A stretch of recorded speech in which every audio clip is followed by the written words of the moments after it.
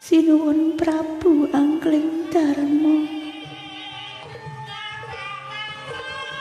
Panjenengan wonten pundi sinuwun? Setyawati tansah ngampu-ampu kabaripun panjenengan sinuwun Prabu.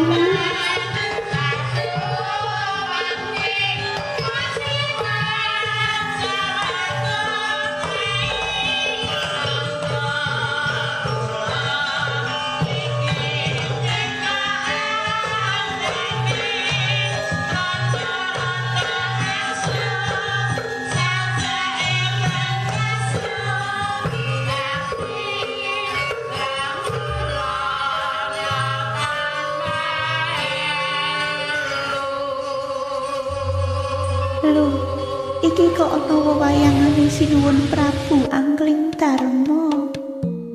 Apa ngimpi aku iki? Ya jeng Setyawati. Waduh, kok ana suarane barang? Apa aku iki ketok-ketoken to?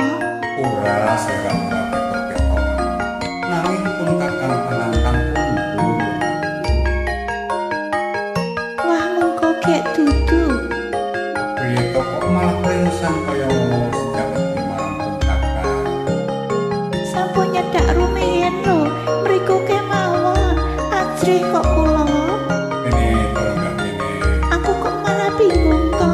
Ya jeng Setyawati pun kakang berusaha bilang kaya ngono. Mengke rumiyin to, saestu punapa kados pundi sinuwun? Tenang wong ayu. Saestu? Iya, coba tolas pada mesin. Aduh sinuwun, sinuwun.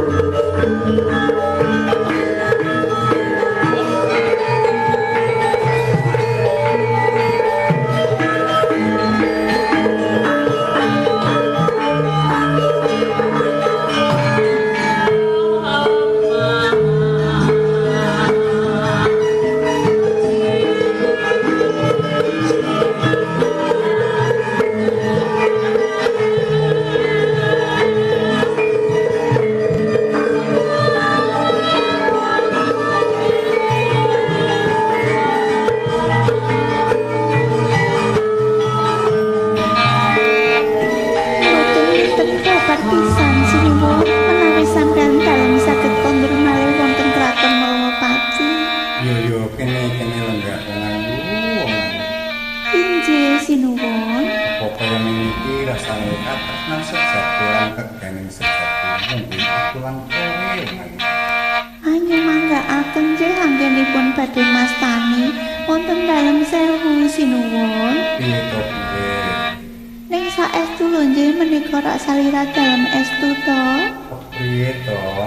Manah kula menika kok tasih pitados ge ora.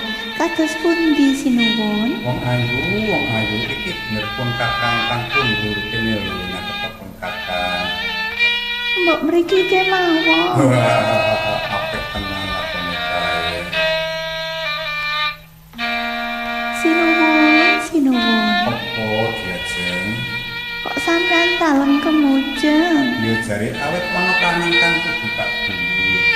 Lanjut kahanan kula menika. Lho dudu. Injih kemawon ing atase Setyawati sakniki dados prameswari Malawapati. Rak ngaten to? Wong ayu aja karo tampa. Sampun kesangeten anggenipun mina sinuwun. Ora. Kula sampun rumaos kula menika namung lari saking patapan ingkang sakmenika nampi nugraning Bathara dados prameswari. Nek pani pirsa ya pun kakang ki tenan ra jan siramu nang pun kakang bumi cecak loro kae lho. Ah, mbok sampun ngendika werni-werni. Lah satenane jare mergo pun kakang ki mangerteni kahanan kewan-kewan sak jagat. Wonten dalem sewu panjenengan kok saged priksa. Ini tak belakang ini diagen dhewe jaran kakang kagungan aji gening.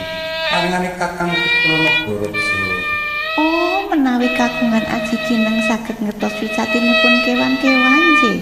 Iya. Menawi nyaten mbok kula dipun paringi aji kineng menika sinuwun. Lho, aja kaya ngono sayang. Supados kula nggih ngertos wicatine kewan. Aji dene ngono sakbenere nanging ora pareng anggo marang sapa wae. Lah nanging kula menika ra ingkang garwa. Ya senajan karo garwa pisan ora kena. Oh, menawi ngaten sampean dalem boten tresna. Ora tresna piye to? Tresna tenan, Kakang. Wonten pundi buktinipun tresna? Apa sliramu ora percaya yen pun Kakang tresna marang sliramu? Kula menika gadah panyuwun wonten ndak ngersa dalem kepingin gadah aji kineng kados dene sampean dalem. Panjenengan boten maringi. Yen kaya ngono kuwi sing tresna sliramu. Aku modele pun Kakang satu jagat jiwa besok.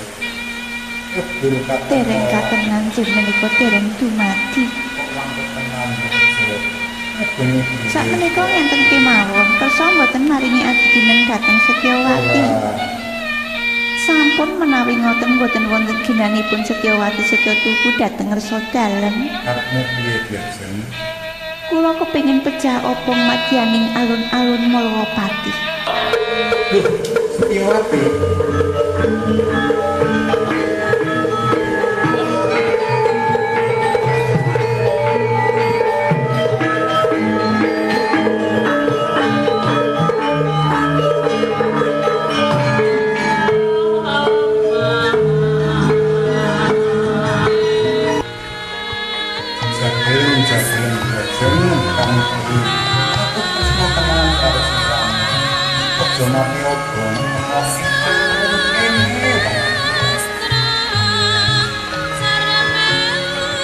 Sakmenika sampun cetha, petela sampean dalem boten tresna dhateng kula, lan sampun dados antepipun manah kula.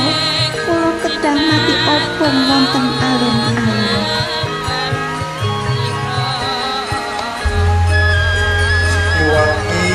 Setyawati serang dan serang panjang pun Kakang berhati obong ing obong gunung Setyawati serang